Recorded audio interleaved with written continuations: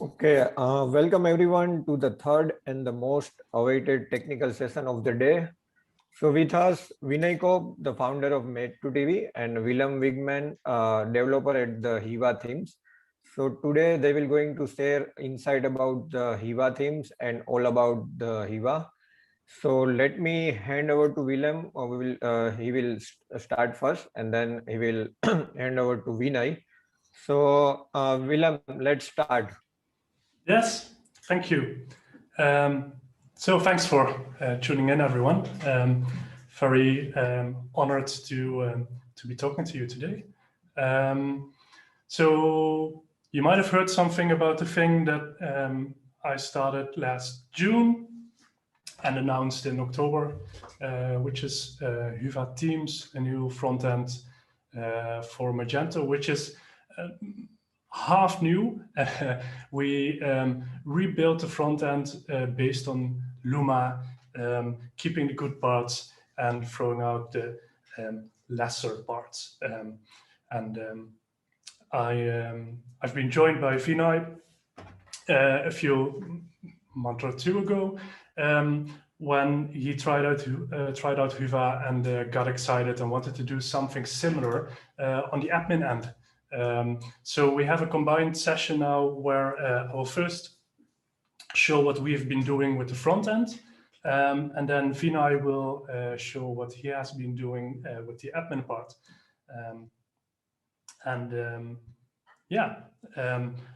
I'm Willem. Have been working at Intergenet now for 2 years. Have been doing Magento development for nearly 10 years. And I decided I wanted to go into a different direction than where Magento is going lately. And I am not that happy with the path of PWA and deprecating the current front end. And accidentally, with a side project, I've started to change that. So let me present you an alternative to both Luma and PWA Studio. There we go. So Hiva Themes is a new front end for Magento 2. It doesn't have any of the buzzwords. It's not headless. It's not a single page application, and it's not a PWA. And why do I say yet? Because the distinction is a PWA is not much more than a website with a service worker and a manifest file. So you can save it to your computer or to your mobile. The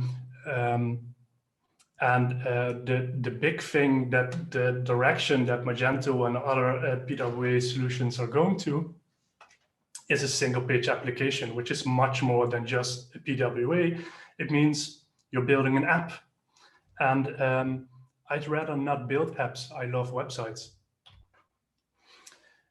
So what Hiva Themes is a Magento theme in the classical sense. We use PHTML, blocks, layout XML, and it's a complete rebuild of the default PHTML and JavaScript that comes in the form of Luma currently. But as many of you will know, Luma has many issues, has not really got the attention that it deserved over the past 5 years in favor of PWA Studio. So a lot of things could have changed in the current front end in the past 5 years, which sadly didn't happen. So we consider Hiva Themes what Luma could have been, would it have been developed further and improved over time. But you could say that in the past 5 years, Luma hasn't really changed. So we're still at the point where knockout and UI components are there, which no one wants to work with, and they don't perform well in Google. It's super hard to develop with it. You need a lot of specific knowledge, and everything you want to do. Change a button on the checkout, it could take you a day. So we're trying to move away from that. So a global overview of what Huva looks like right now. We've announced it in October, and we have a demo version up that's purposefully not updated in the previous months, because we want to release it soon and have a real impact with all the updates that we did, and properly present that. So we'll have an announcement about that soon. So a homepage, this is what a category page looks like, a product page with some custom options where price calculations and everything work, a card that uses GraphQL. We really love the implementation of GraphQL. It's super fast and it's fun to work with. But it turns out you don't need a lot of JavaScript to do calls to GraphQL. So that's what we're doing. We're just doing simple requests to the server to fetch data with GraphQL or do mutations, but only where it makes sense. So we have a basic rebuild of what Luma does using server-side render data, and then we enrich the page with a little bit of JavaScript on top of it. And it performs really well. This is the default homepage without varnish, without a CDN, without image optimization. It scores 100 points of all the metrics. And that's not just for the homepage, that's also for a product page. So you see layout shifts, which is becoming one of the most important core vitals for Google for ranking in next May, the 1st of May. We have 0 layout shifts on most of the pages. And that is because we don't render the page with JavaScript. What do we need to render a page? Since we're not building the page with JavaScript, we're not a spa. We don't have to pretend to be a website. We're an actual website with a little bit of HTML, a little bit of CSS, and just a tiny bit of JavaScript on top of it. We have an 18 kilobyte page, so that's the HTML. We have 10 kilobytes of CSS, and we have 9 kilobytes of JavaScript. The rest is 2 GraphQL calls for a product slider and a few images. So you can see there's a load time of 170 milliseconds, and the page completely finishes rendering in 800 milliseconds. There's not really a Magento site out there right now that's this fast on the first render without cache data or whatever. And so far, we've been in a closed beta. We have a few testing agencies that have been trying it out, have been helping accelerating the development.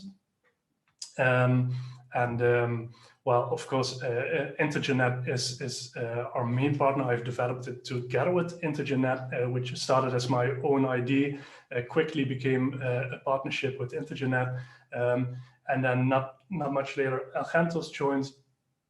And well, we have a few really exciting agencies, one of the biggest players in the market that have been testing it and working with it for a while now. And well, as you can see, people are super enthusiastic, not only about the performance or what it does, but we really have a strong focus on developer experience. So we want to make developing with Magento fun again and lower the level of entry. We want to make it easier for people to start working with. And to be honest, I've done a lot of React programming. I know how to work with the JavaScript application, and it's fun, but it's hard to get started with. Everything is more complex. The simplest thing takes more time. It's, again, more of the same. Like with Luma, you have to learn a lot of things that are specific to the implementation that you're getting. And we're trying to use tools that come from an ecosystem that have a lot of ready-made solutions already. So UI components that you can copy from Tailwind UI or Alpine.js. So how do we accomplish it? What have we done to get to this point? Simply said, everywhere we can, we reduce complexity and the amount of code that we ship.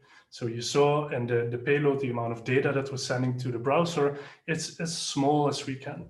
And we honestly believe that if you want to have a big adoption, if you want people to have fun, everything should become less complex.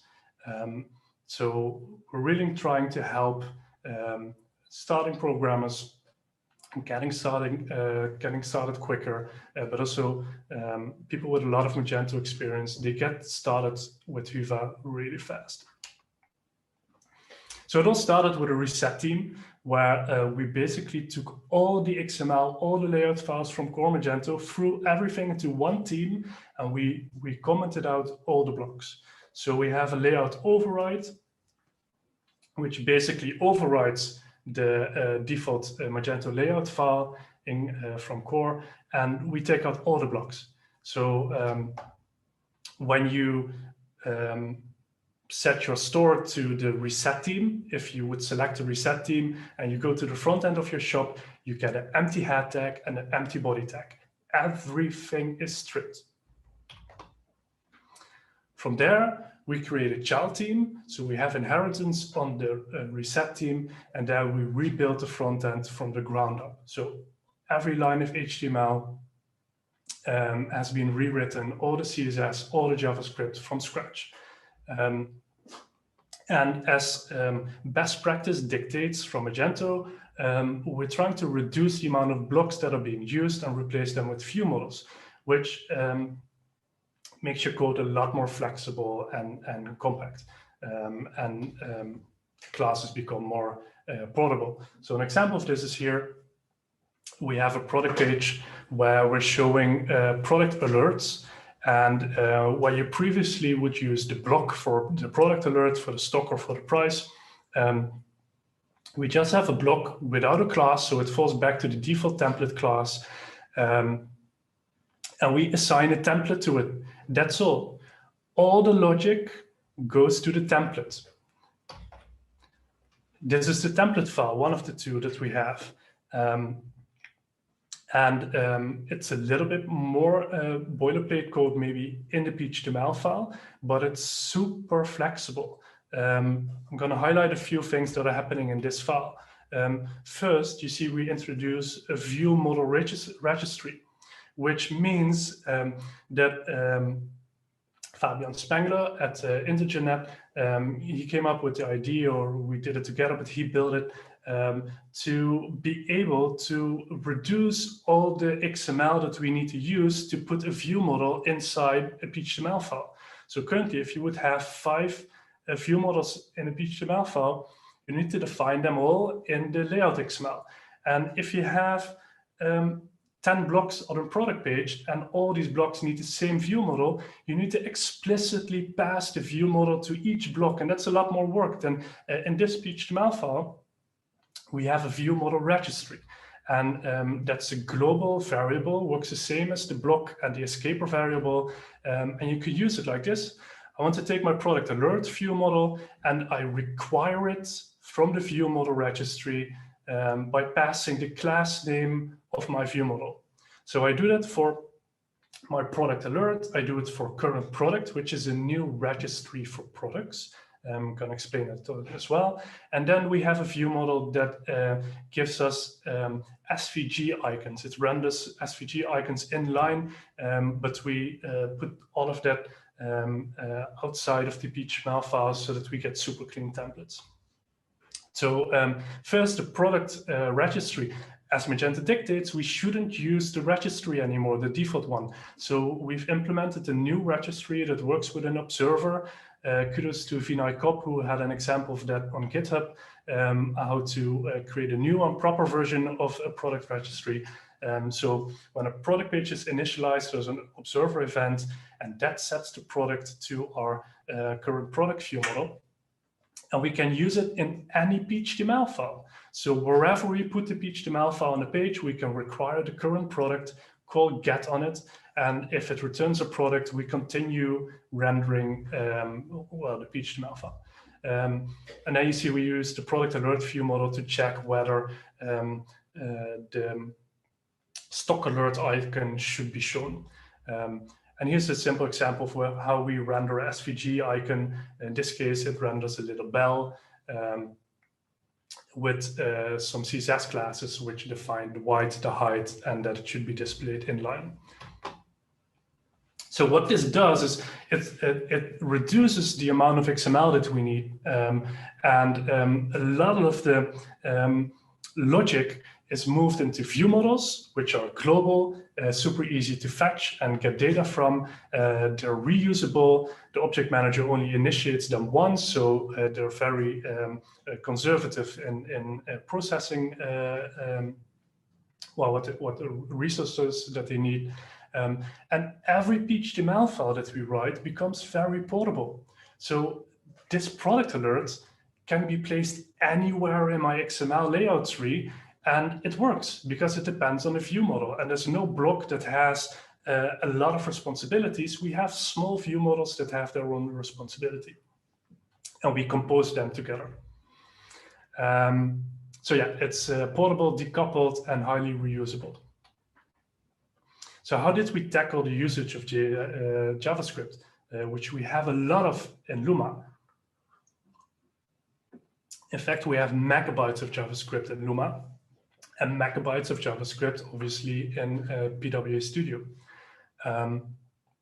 We started to build pages up fully functional without JavaScript, and then we put JavaScript on top of that to enhance the UI, the user experience and interactions. So we create a menu, and the menu fully works. And then when you add JavaScript to it, you can toggle things, or you can open a sliding mini card. But if JavaScript doesn't work, it falls back to a simple href link.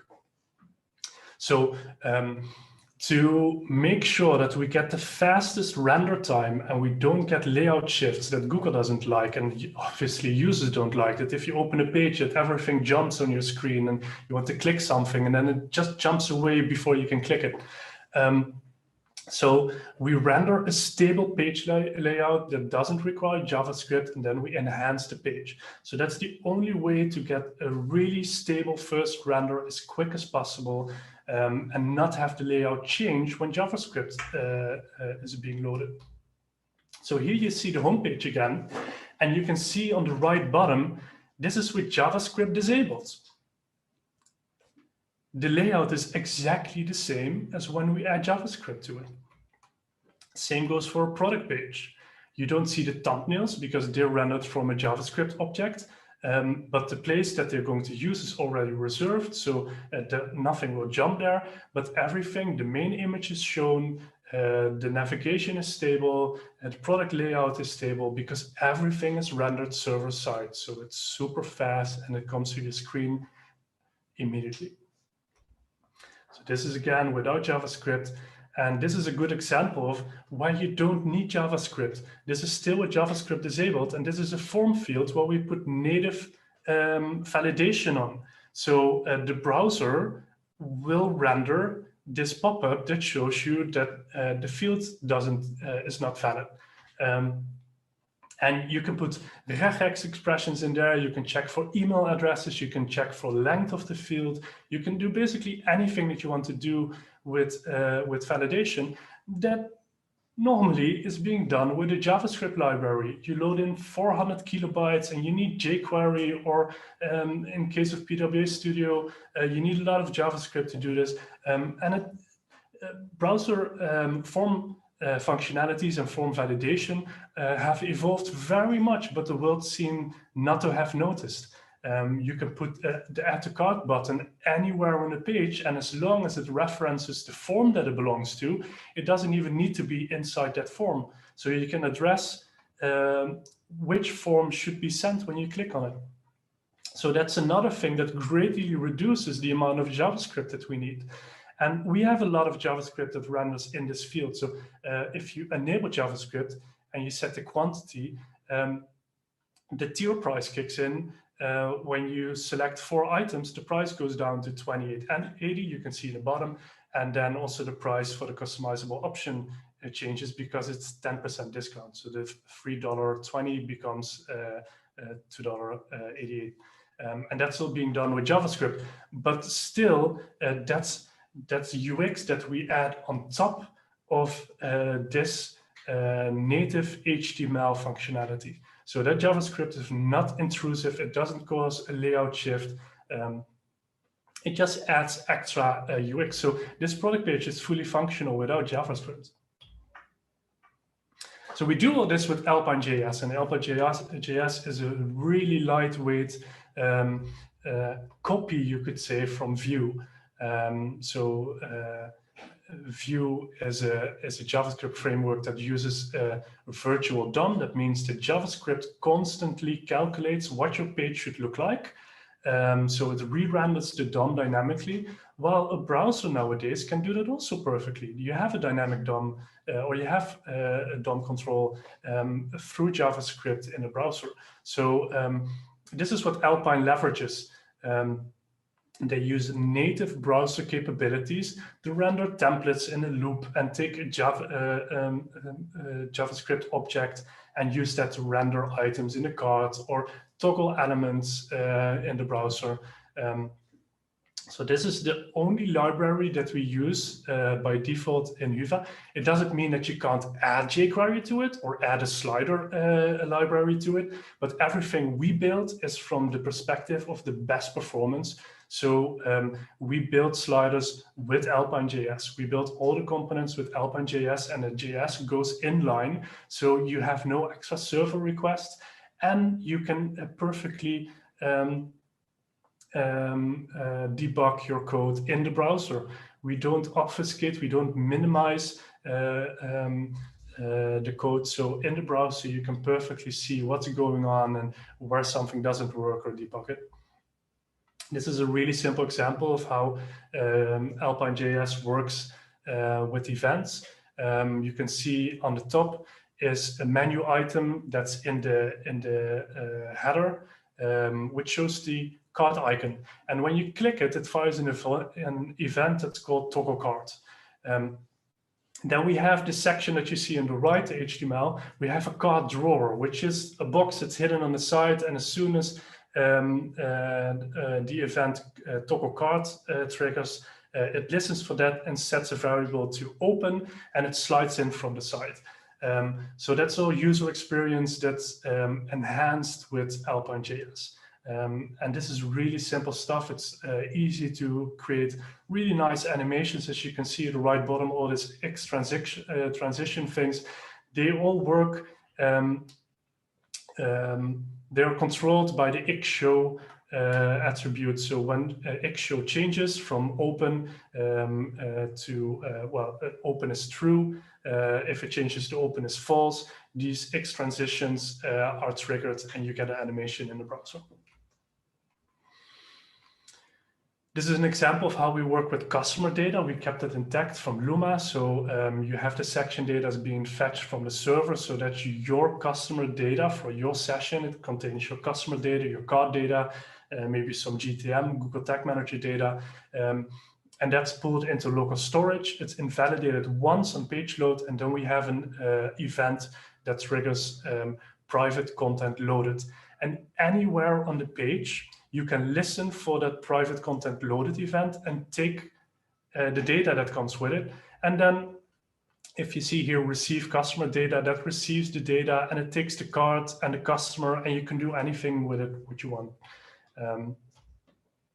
This is a native JavaScript example of how you would receive private content data or the customer section data, and you could display the customer name. But it can go, we use this, for example, to implement Google Tag Manager. So you get the customer data and the card data, you take out the things you need, and then send it to the Tag Manager.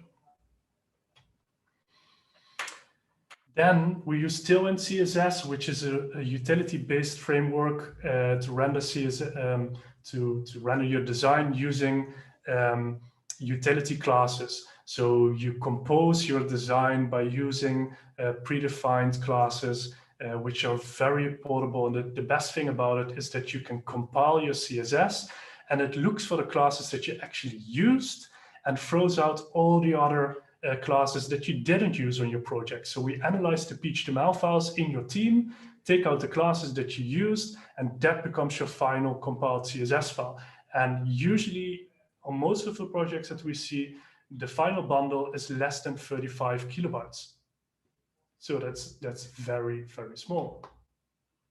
And the good thing about Tailwind is that it has this ecosystem of pre-built components. So you have a lot of free websites where you can see all these layouts, and you go to view code, you get the HTML, you copy it into your site. You can readily copy this into a Hyvä theme, add some variables to it, so create a widget from it, or just insert your own data, whatever way you want, but you have the layout ready, so you can take footers and headers and call outs, call to actions from all these websites that offer them for free, or you take the official one from Tailwind UI. It costs $250, I think, and you get this very nicely designed components that you can use on your website. And all you need to do then is just start them with some colors and add the content to it. So there's a lot of power in that.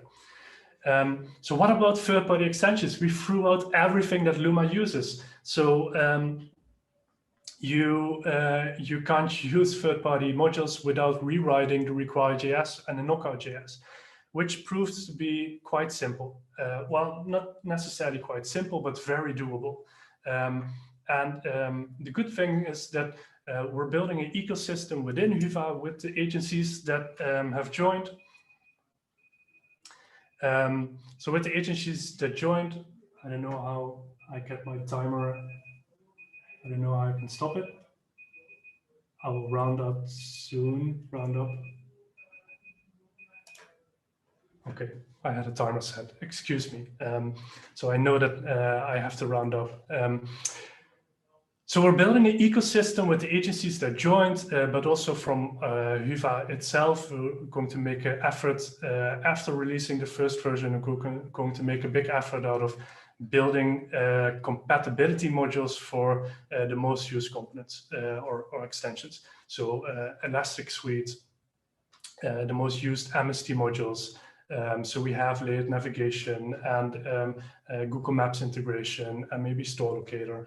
All these things will make sure that at least one of those is compatible. And as far as what we've seen so far, the amount of JavaScript that you need to build elements like or to create an interface in the front end is a lot simpler these days, because we don't need to take care of Internet Explorer and other older versions of browsers. We have modern JavaScript. It's very much fun to work with.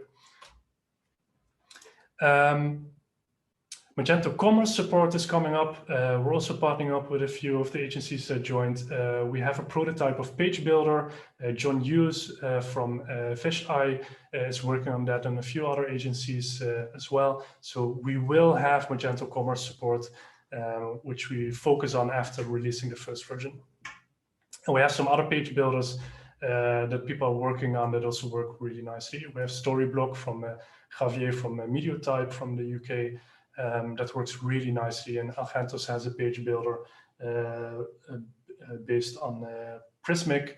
And at Intergenet, we're working with the Mage-Son page builder. So we have options for this. What about checkout? I'm going to keep the speed here, but I want to announce that we have a React checkout that we're building that's open source. We released that the 15th of October already.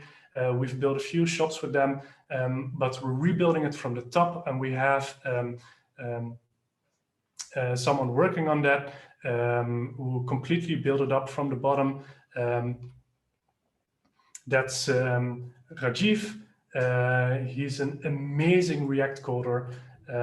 So I just went past the fact that we have a fallback module to use Luma checkout and one-step checkout and everything that's based on Luma. So you can use that just for the checkout experience. So you can have maximum compatibility with shipping providers and with payment providers. But the React checkout will be built out to include a lot of the default payment methods, and is an open source initiative that works with GraphQL and would even work in PWA Studio or in Luma. So that's something that we're working on the side, and Rajiv has been doing great work on that. The rebuild you can find on the develop branch on GitHub. And this is the current state. It has all the main components, needs some styling still, and there's some features that we still need to build in. But this becomes highly customizable. You can put these components anywhere where you want, make a 3-step checkout with this by just adding 3 steps using the same components. And as I said, it's completely headless, works with GraphQL, so it's very portable. So what's next? We're releasing the public beta very soon. We'll have an announcement about that coming up. And after the launch, we focus on commerce features and third-party extensions.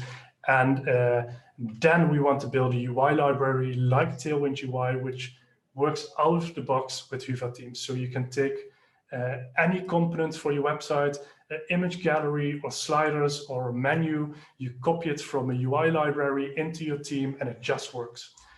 So that's our future dream. And you can find us on Hyva.io, on Twitter, LinkedIn, and we have a demo site up, but please notice that it's not up to date, and we have a big launch where we're going to show the new demo with all the functionalities, and we want to surprise you there. So I'm more or less within my time, minus the time for questions. So I hope this was interesting to you. Contact us at Twitter or LinkedIn, visit our website, and well, stay tuned. Vinai is going to talk about something just as amazing, which is Hyva Admin. Okay, hi everybody. The sun just came out, so I can't see anything. I really miss seeing everybody, and I'm so happy to, that Meet Magento is happening again, and I at least can be part of it virtually. Okay, that's a bit better. I just have to lean back. So let me jump right in, share my screen.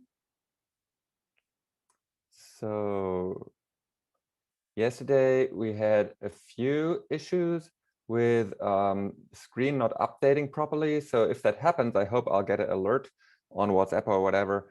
But you should be seeing a very, very plain, simple slide. So I decided to go with super simple slides because for me, a lot of this idea of Hyva is about simplicity.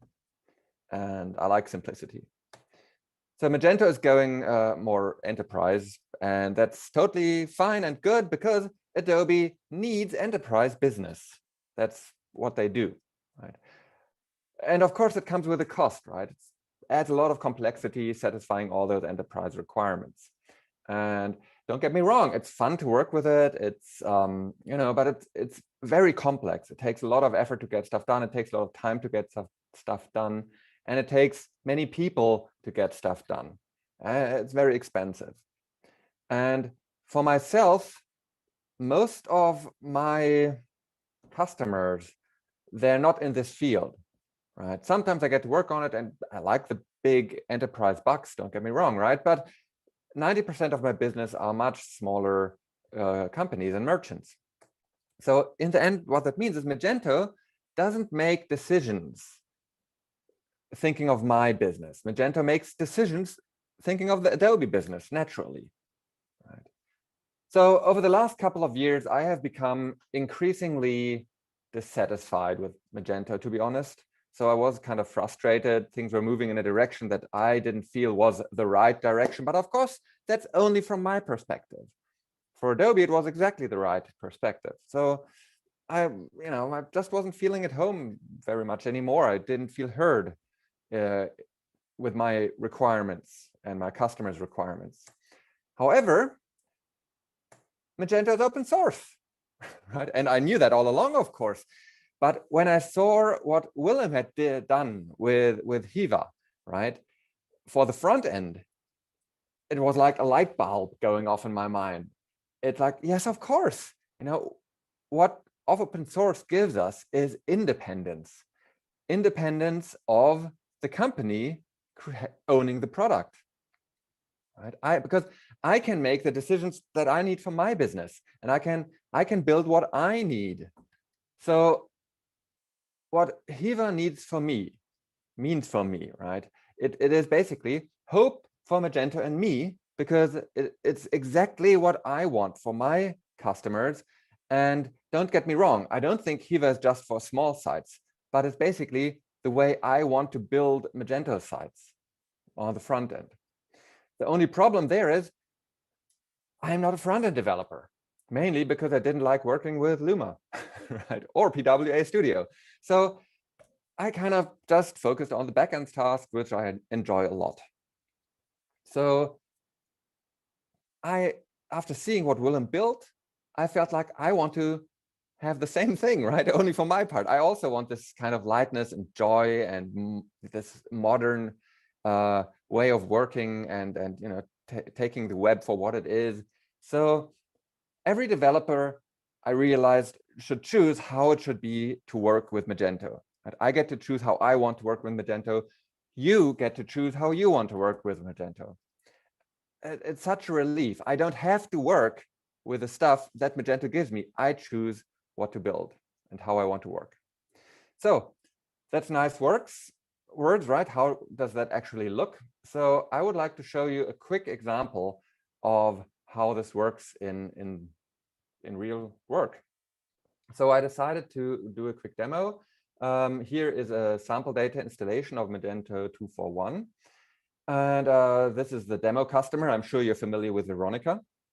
And here's this order history grid. So I want to rebuild this grid with a little module that I built based on the same ideas that that Willem used for Hiva on the front end. There is a big difference, though. Mainly on the back end, I don't want to rebuild everything. Right? I just want this ease and this fun developing my own new code. Right? I don't want to have to reduplicate the effort of everything that's already been done there. So I focused on, okay, I just want to create a little library, a module that I can use that makes my life easier as a backend developer. So most of my work in the backend is actually building grids and forms. So I want a library that is fun to use, building grids and forms. And because Google doesn't care how quick the admin area is, right?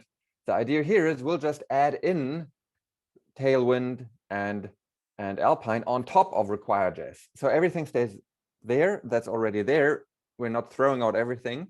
We just add the capability to build new things in a nicer way. So again, this is the grid that I want to replicate. So here's this PHP Storm instance then, right? I have the cache watcher running in the background, and here's a little test module. So the first thing that I want to do is I want to add a layout file for this page. The page is customer index edit, I think it was. Customer index edit, yes, okay. So I'll go to PHP Storm here, create a new layout file, customer index edit.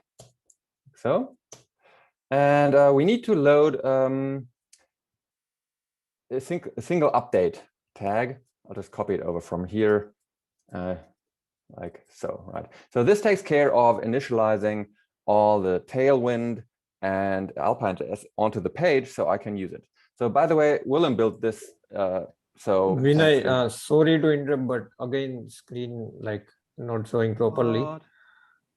Or just you can show the final output in the browser if it's ready, because I think something wrong with screen sharing at your side. All right. Oh, that's a shame. Okay, so I would suggest the following. I'll switch back to slides and I'll record a video of this little session. It'll be 15 minutes or so, and post that online after the conference. And instead, what I'll try is I'll just go over here and finish my presentation, and then I'll open up the room for questions. All right, so imagine the demo is done and it was amazing. Can you see the slide again? No, you're not sharing your screen right now. I'm not sharing my screen, really? Okay. No, I'm afraid you have to. I have to rejoin again. So hopefully now you can see something again. Yes, we can see. Okay, thank you. Oh man. I'm sorry about this. Apologies. Oh well, you'll see it soon enough. So the current state of this thing is the grids API to build grids is pretty much done. And you can imagine it looks just like the original grid, right? So only with a lot less code. So it's there. The API of the grid module is considered stable, so there won't be any backward incompatible changes. There will be some API improvements, however. I don't think that especially for filters, that's optimal already. So, but in order to improve it, it needs to be used a bit first. So I will improve that over time when it becomes apparent how to do that in an ideal way, right? But in general, it works very well, and there are a number of people already using it, and because it's already released and open source, and yeah, it's stable. So upcoming now, as I said, backward compatible API improvements for grids. And then the next big thing for this Hiva admin module is forms support. That's something that I've just started working on. So I take my inspirations for those a lot from Symfony forms. It won't be quite as elaborate as Symfony forms if you're familiar with that system, because Symfony forms integrate so nicely with Doctrine, and the Magento ORM is a bit different compared to Doctrine, right? So it won't be quite the same, like nested forms won't be quite as powerful maybe, like linked entities being rendered as a subform and so on.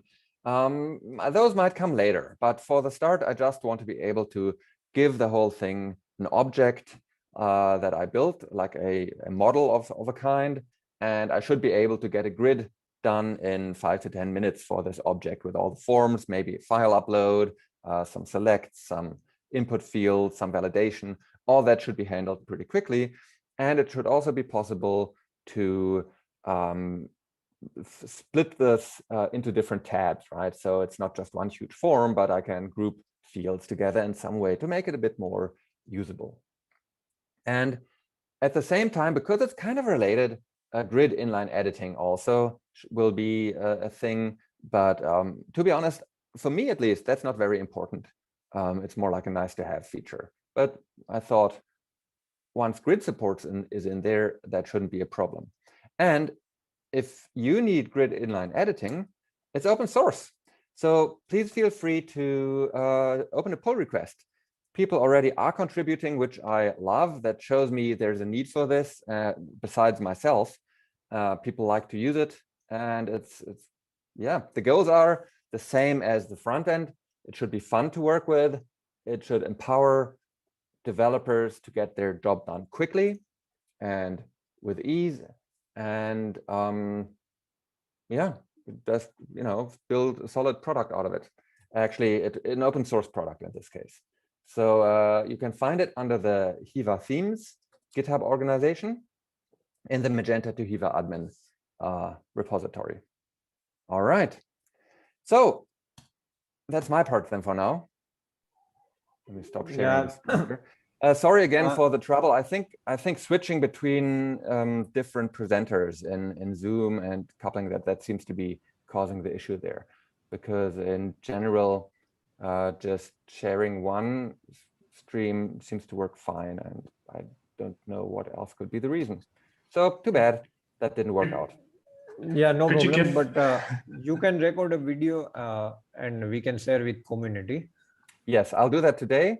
So in a couple of hours, I guess I can. Okay, and I received many questions, so let me give it to you in the chat. We have still a time for question answer. Perfect. That's even better, maybe. I guess that's about the front end. About the front end, I think. So you need to rewrite things. We don't have require.js, we don't have jQuery, we don't have knockout, and most of the third-party extensions rely on those libraries. So we rewrite that. We have to move a little bit away from the mindset that things are plug and play. And well, we're rebuilding things that are plug and play, but we can't use the full the full ecosystem of current Magento third-party modules, because they're built on something that's not so good. So we can't support that because the underlying techniques are not good. So that's not portable to Huva.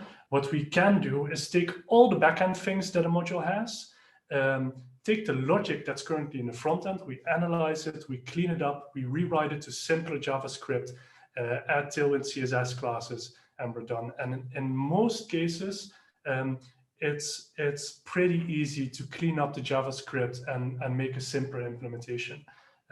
It doesn't always make sense to rewrite everything. We had a quick order module that had hundreds of lines of JavaScript, and we rethought that, re-implemented it, and within a day we had an Alpine.js version that uses GraphQL that's super quick to add a lot of products to the cart with GraphQL. That will take a while. We need to rebuild a library of compatible modules. We have started with that, but we're going full force on that as soon as the first version of the product is ready. So we're focusing on core features first. We want to have all the product types, wish list, compare products, everything in the customer account. So we're finishing up all those functionalities, and then we focus on the ecosystem of modules. And we're building a library together. So we will have a shared repository where all these modules go into. There'll be compatibility modules that make an existing module compatible by only adding some of the theme files that we rewrote. And documentation about compatibility. I'm just going to continue with the next question. Do you have documentation which third-party extension developer can follow to make it compatible with Huva? We will. We still need to write a lot of documentation, which is why we can only scale up slowly currently. We have a lot of signups and we can't handle them because there's a lot of questions and we're a bit behind on writing documentation because the product itself is moving still fast to finish that first version. So how is it different than Scali PWA? It's not a PWA, it's not JavaScript based. The core of it is an HTML website. We're building a proper website based on the technologies that we've known for decades that have evolved, that are in a beautiful state right now. JavaScript is in a beautiful state without using a JavaScript framework. We don't need a JavaScript rendered website because the browser can do most of those things without JavaScript. And then we add JavaScript on top of that. And it's a commercial product. We'll sell licenses per project. It's €1,000 for the first year, and then after that you can choose to have support packages for half of that price, but that's optional. That's per website, per store, not per store view or domain. That's a one-time fee for a merchant.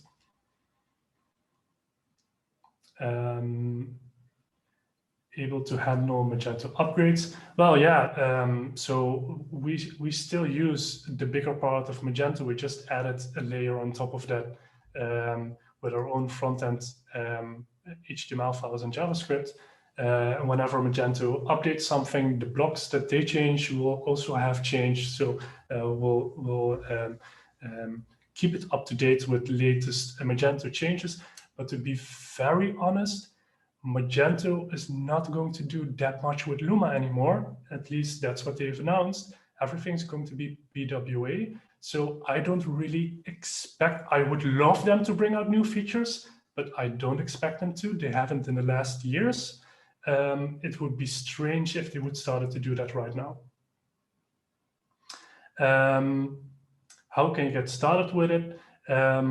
Currently we're in a closed beta and people could sign up. We're so close to release of the first version that currently we can't take up any new signups until we release the 1.0 version. But then we'll have to see if there's a form of a trial that we can introduce. At least we want to help individuals We're building it for agencies in the first place because they can accelerate the product and help building out those libraries quickest. But we don't want to leave freelancers and students behind. So we are looking how we can support them to get started without paying that fee upfront themselves. So we're thinking about how best to handle that. The well-known issues. Well, you have to learn some new things, but they are fun and enjoyable. It's Tailwind is utility based. It takes not so much time to be productive with it, but it does take a little bit of time to be comfortable with it, to just have the code running out of your fingers.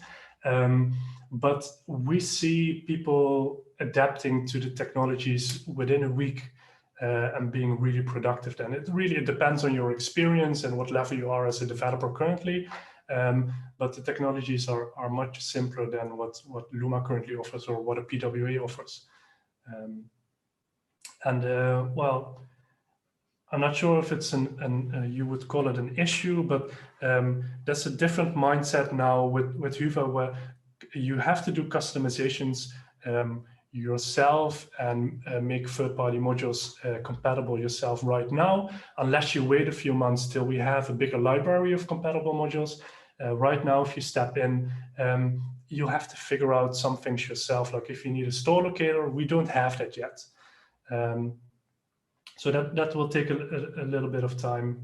But well, we're really new. It's we're just building this for 6 months. We're not public yet, so the whole code base still needs to grow. And I think in 6 months it will look a lot different. You'll have a lot of options of ready-made modules. On that note, Okay. just a quick note for me. Yeah, Yes. so thank you, Willem and Vinai, Thank for you. joining the session and answer the questions. Unfortunately, Vinay was not able to share the code, live code, but no problem. We will, Vinay will record and we will share with the community. So thank you guys again for joining. Okay. Bye. Have a nice day.